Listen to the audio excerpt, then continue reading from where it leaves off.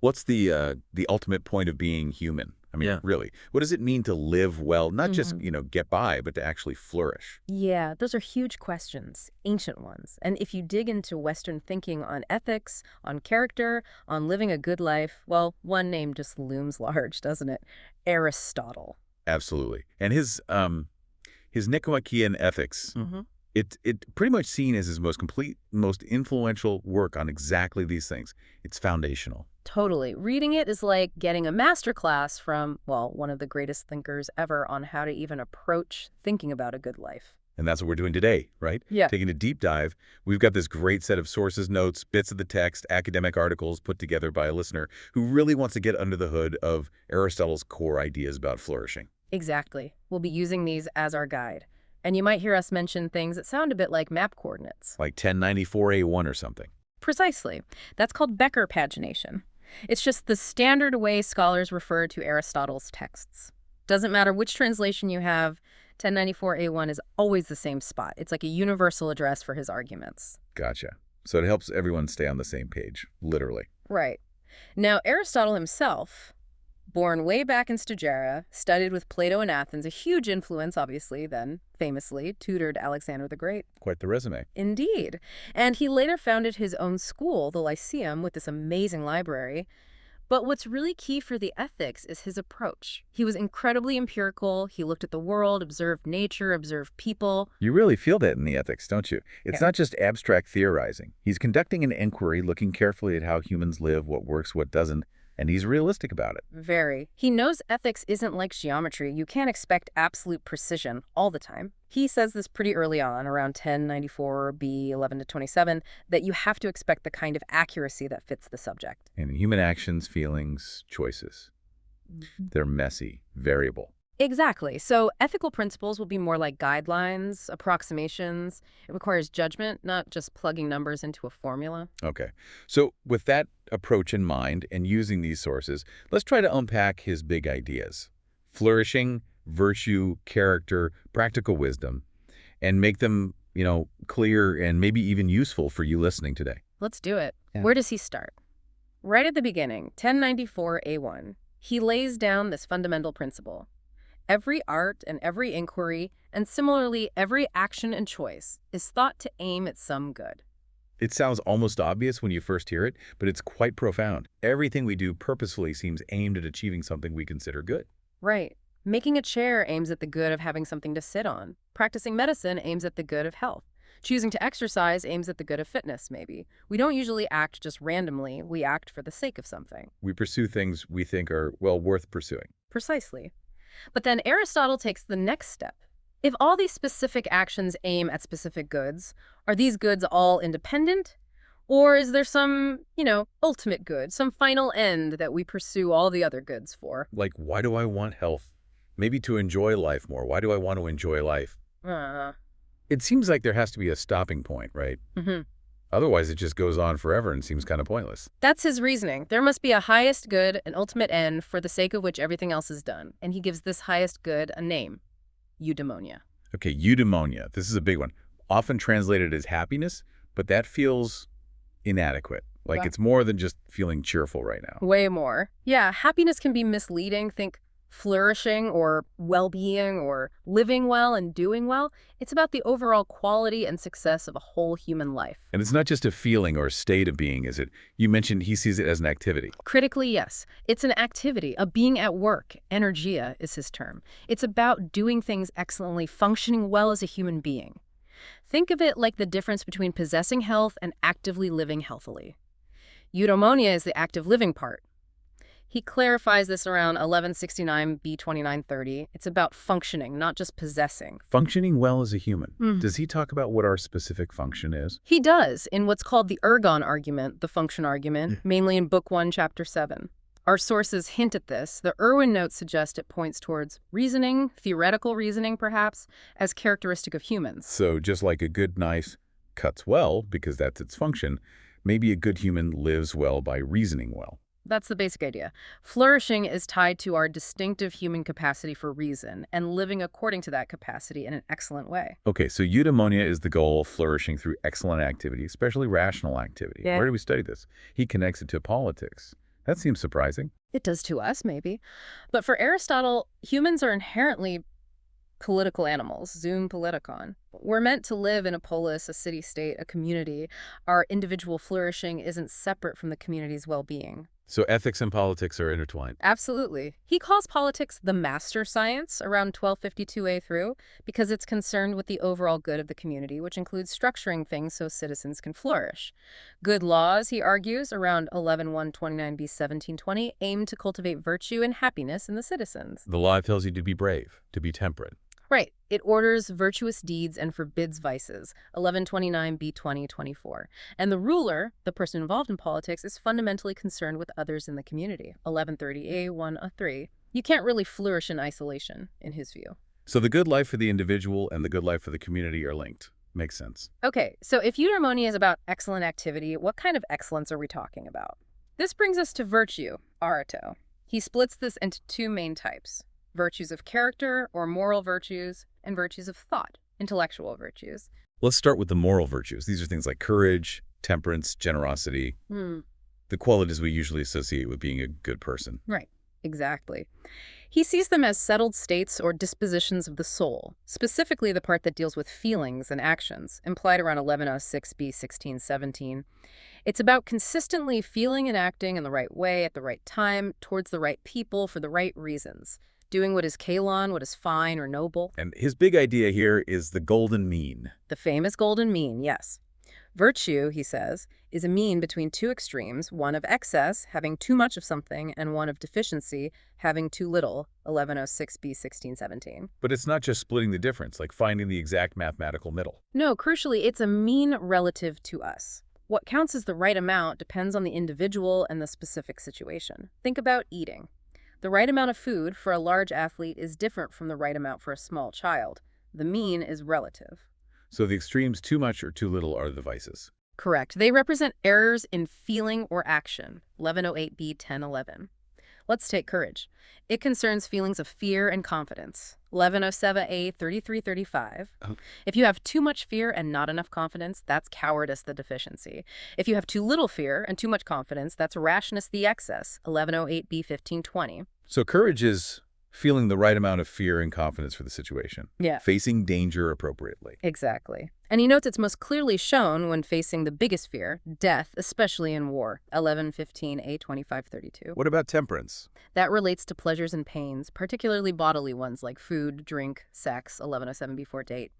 The excess self-indulgence or dissipation, pursuing pleasure too much in the wrong way. The deficiency is, well, he calls it insensibility, being almost unnaturally unresponsive to pleasure. 1107 B 48. So temperance is enjoying pleasures in the right way, in moderation. Right, experiencing and acting on those desires appropriately. Or generosity, dealing with giving and taking money. 1107 B 912. Deficiency is being stingy. Yes, giving too little or taking improperly. Excess is being wasteful, giving too much, or maybe spending foolishly.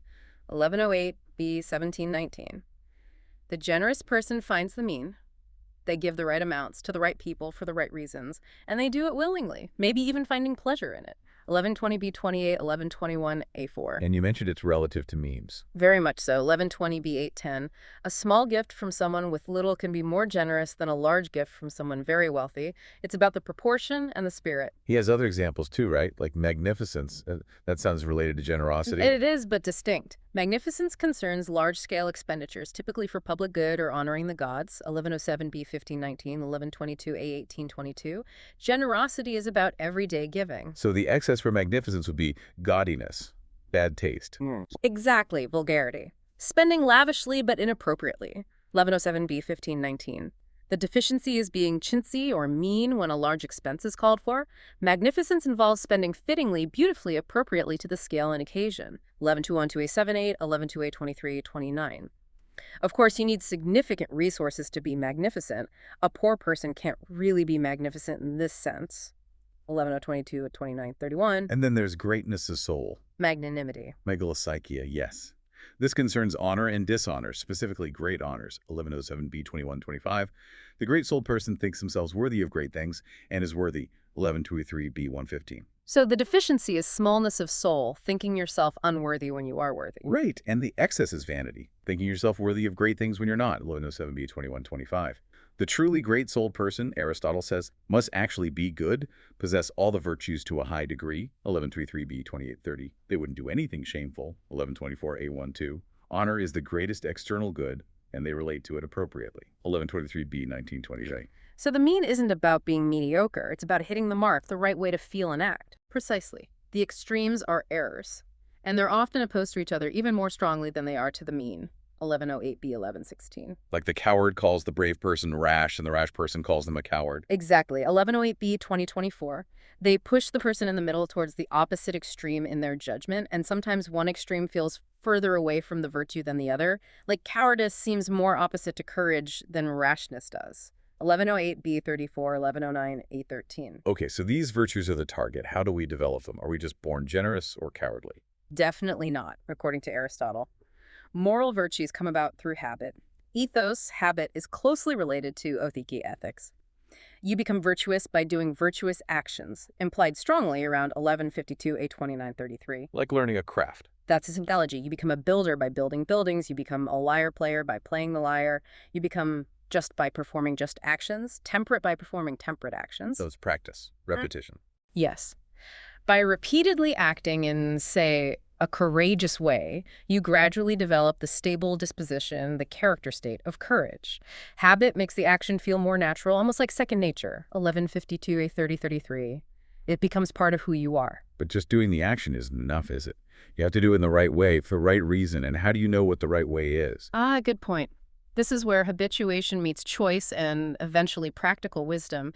For an action to really count towards building virtue, Aristotle says it should be voluntary and ideally performed from choice. Prohairesis, 1113a, 212. Choice meaning. He defines it as deliberate desire, 1139a, 23. It's not just wanting something, it's wanting something after having thought about it, deliberated on the means to achieve it. Okay, so voluntary action is key. What makes an action involuntary then? Two main things. Compulsion, being forced by an external power, or ignorance of the relevant particulars of the situation. 1110b, 15, 1111a, 2. If the wind blows you off course, that's compulsion. If you give someone poison thinking it's medicine because you didn't know it was in the bottle, that's ignorance of particulars. What about acting out of anger or strong desire? Is that involuntary? Interestingly, no. Aristotle argues actions done from spirit, thumos, like anger or appetite, epithumia, desire for pleasure, are still voluntary. 1111b, 1327. They come from within us, from natural human feelings. 1111b, 2425. You might regret acting in anger later, but the action itself wasn't forced on you. You still, in a sense, did it. What about weakness of will, like knowing you shouldn't eat the cake but eating it anyway? Acrasia, incontinence. Right. The incontinent person acts against their rational choice because their appetite or spirit is too strong. 1152a, 1314. They know it's better, but do something else. Aristotle says they act willingly, they aren't forced, but not from choice. They're sort of halfway between virtue and vice. 1152a, 1520. So responsibility ties into this. We're responsible for voluntary actions, especially those done from choice. Yes. If the origin of the action is in you, and you know the circumstances, you're responsible. He distinguishes harmful acts done knowingly, but not from deliberation, like from anger. Those are wrongs, but don't necessarily make you unjust. But harmful acts done from deliberate choice. That stems from vice and makes you unjust or vicious. 1135b, 1728. Okay, that covers the moral virtues habit, the mean choice. What about the other kind, the intellectual virtues? Right, the virtues of thought. Aristotle looks at the rational part of the soul. He says it has two subparts. One that thinks about things that can be otherwise, things that change, like human actions. This is the calculative or deliberative part. And another part that thinks about things that cannot be otherwise, necessary truths, unchanging principles. This is the scientific or knowing part, 1139a, 512. And each part has its own excellence, its own virtue. Exactly. The excellence of the knowing part, dealing with eternal truths, is theoretical wisdom, Sophia. The excellence of the calculating part, dealing with action and changeable things, is practical wisdom, phronesis, 11139a, 1517, 1143b, 1214. Phronesis, practical wisdom. This sounds crucial for actually living the virtuous life we were just talking about. Absolutely central. Phronesis is about achieving truth in the domain of action, 11:1-9, 26-28. It's that true rational understanding that agrees with right desire we mentioned, 11:39, 24-26. Remember, choice was deliberate desire. Phronesis is the intellectual engine behind good deliberation and good choice. So it's not just being generally clever. No, it's more than cleverness, denodotes, which can figure out how to achieve any goal, good or bad, 11:44, 23-28. Phronesis involves good deliberation, eubulia, specifically about how to achieve the human good, 11:41b9-14, 11:42a17-27.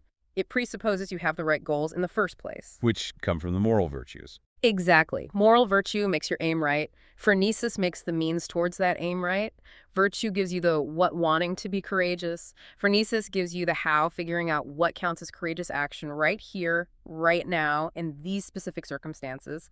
It deals with particulars, 11:43a32-35. So you can't just read a rule book for courage. You need judgment. Precisely.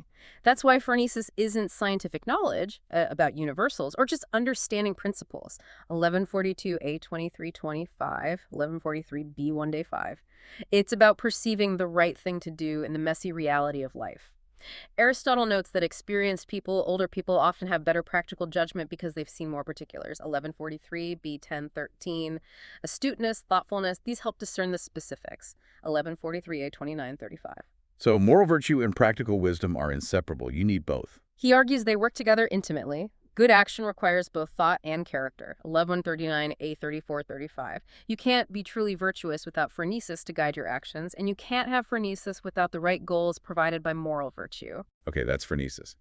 What about the other intellectual virtue, Sophia? Theoretical wisdom.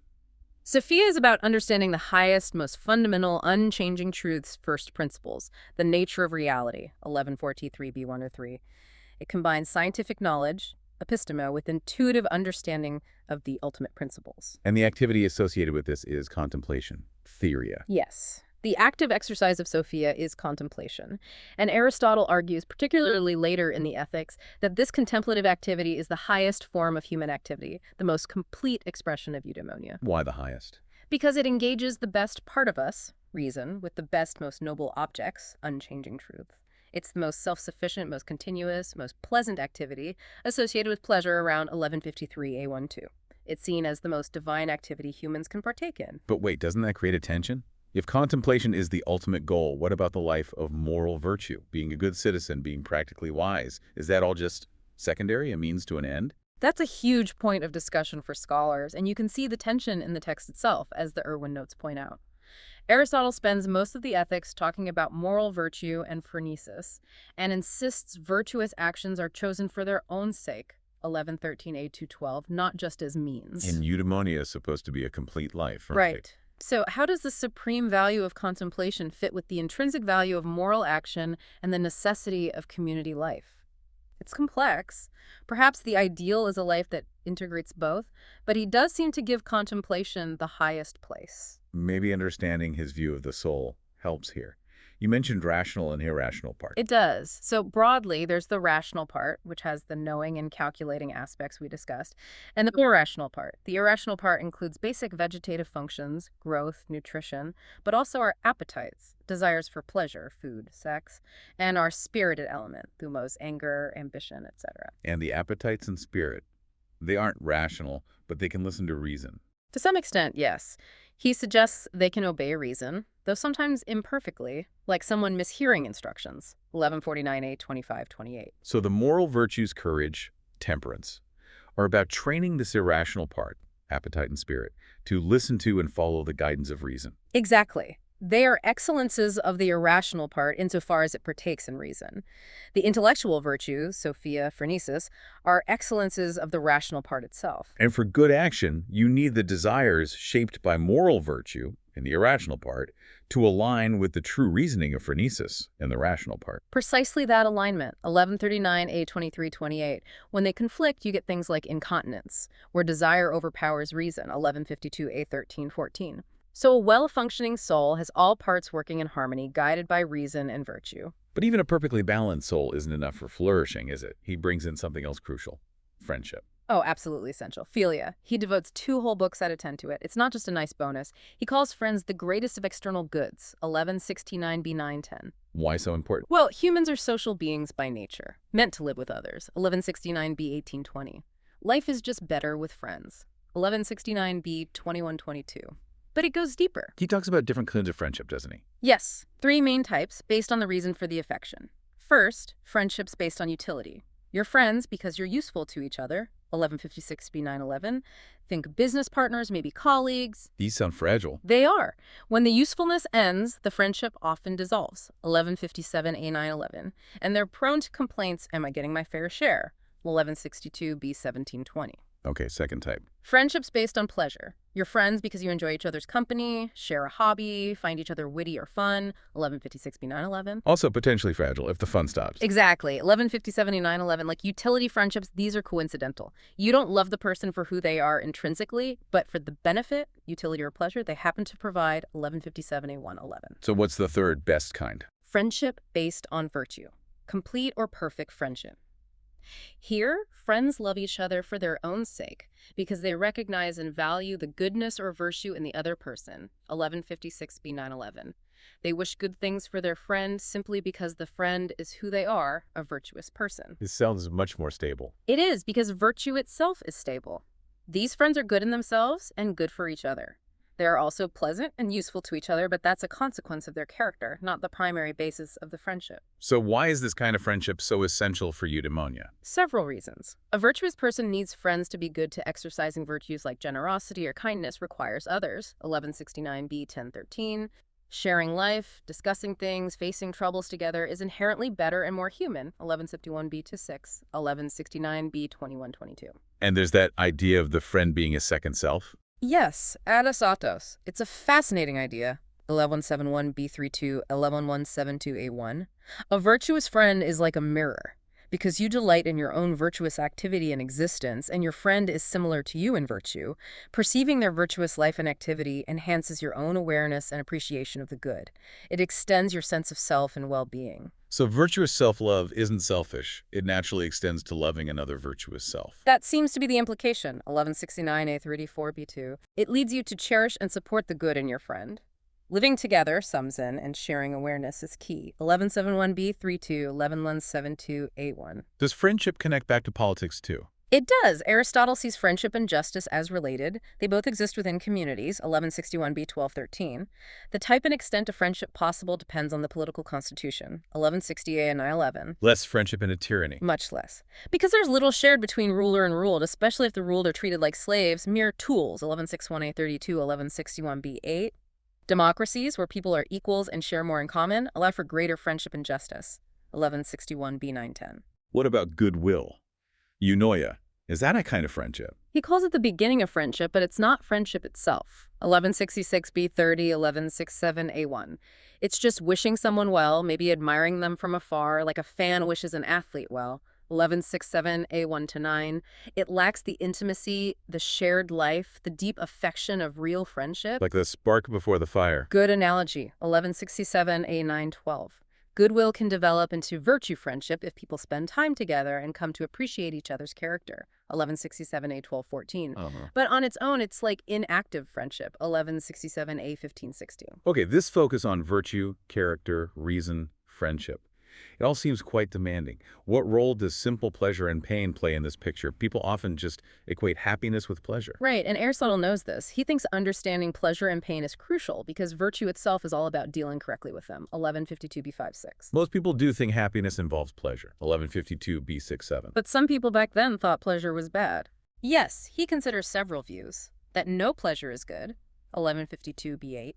That some are but most aren't. 1152b 9-10. Or that even if pleasure is good, it's not the chief good. 1152b 11. What were their arguments against pleasure? Things like pleasure is just a process of becoming, not an end state.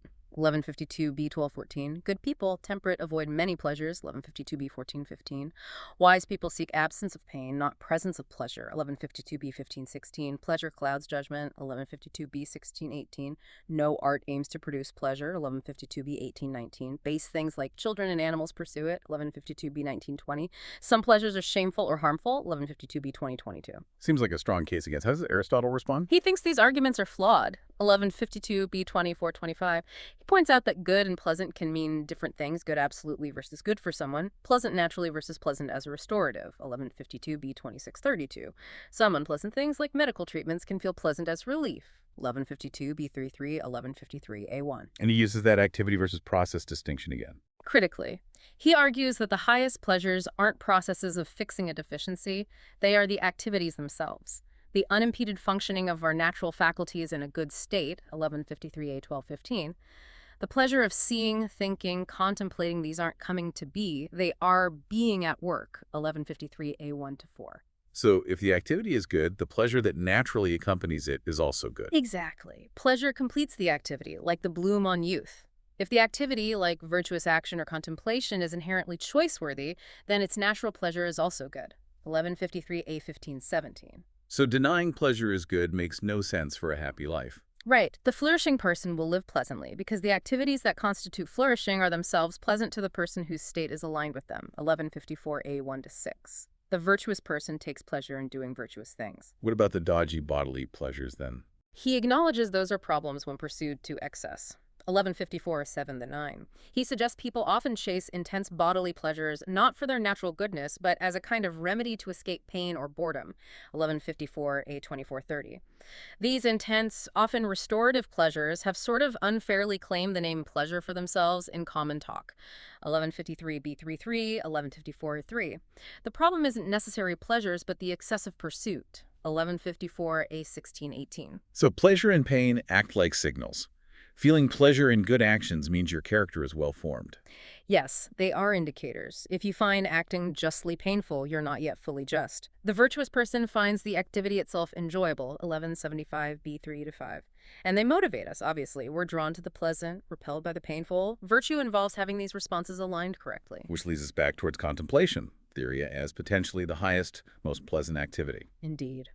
Building on the idea of Sophia and the highest part of the rational soul, he argues that the activity of contemplating eternal truths is the peak of human flourishing. Because it's the activity of our highest faculty focused on the highest objects, pure reason thinking about pure truth. That's the idea. It's the most complete exercise of our distinctive human rational nature. But again, we have that tension.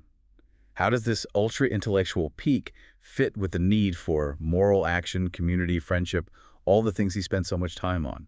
It remains a point of interpretation. Is the morally virtuous life just a necessary foundation, or is it intrinsically part of the best human life, perhaps integrated with contemplation? The sources suggest Aristotle valued both intrinsic moral action and the supreme nature of contemplation. Irwin notes on X60. He definitely sees friendship as necessary even for the happiest, most contemplative person, 1169b22. A full life seems to need that blend. Okay.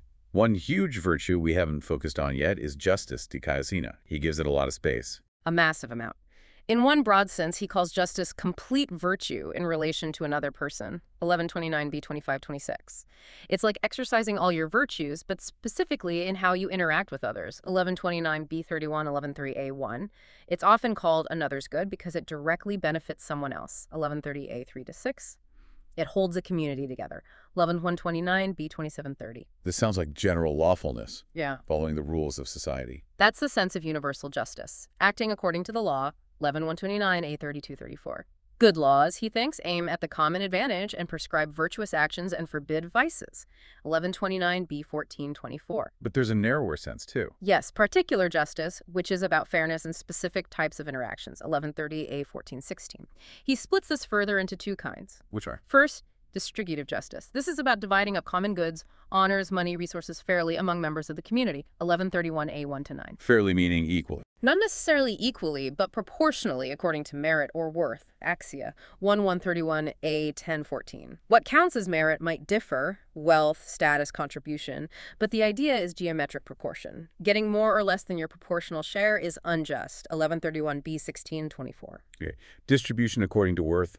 What's the second kind of particular justice? Rectificatory justice, sometimes called corrective justice. This deals with making things right in transactions between individuals, whether they were voluntary, like contract sales, or involuntary, like theft, assault. 1131A1, A19, 1131, 205, 28. How does this work? Here, the focus isn't on the relative worth of the people, but only on the transaction itself. It treats the parties as equals and aims to correct the imbalance caused by the injustice.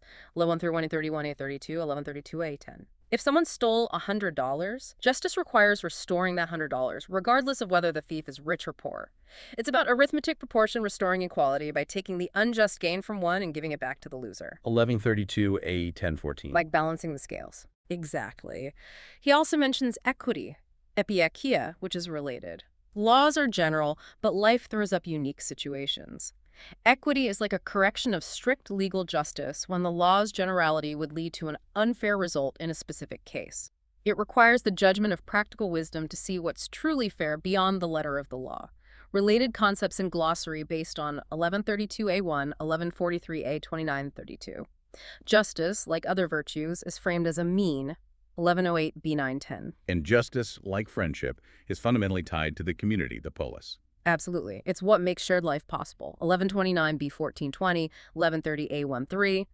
The level of justice reflects the political system minimal in tyrannies, more extensive where people share as equals. 1161B810. Okay, we've covered a lot of ground. Stepping back, what's the big takeaway? What's the enduring legacy of the Nicomachean Ethics?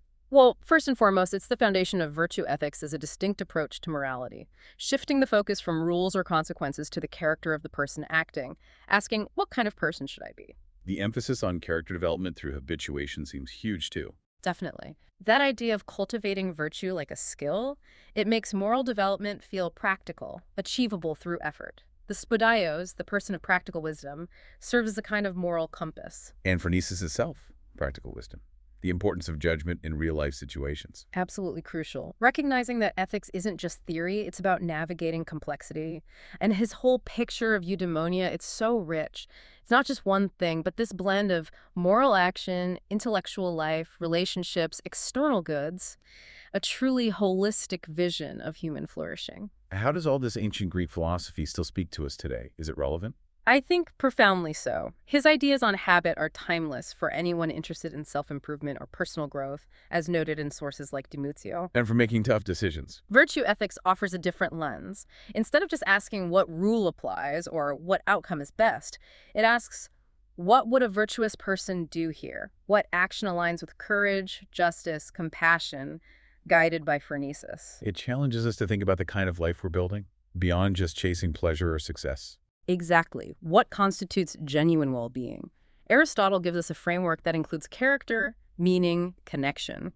And as the sources note, virtue ethics is having a real impact in applied fields now, AI, business, medicine, environment, offering insights focused on the agent's character and judgment. It's important to remember his own warning, though, right? Not to expect mathematical precision in ethics. Yes, always keep that in mind. 1094B 1127.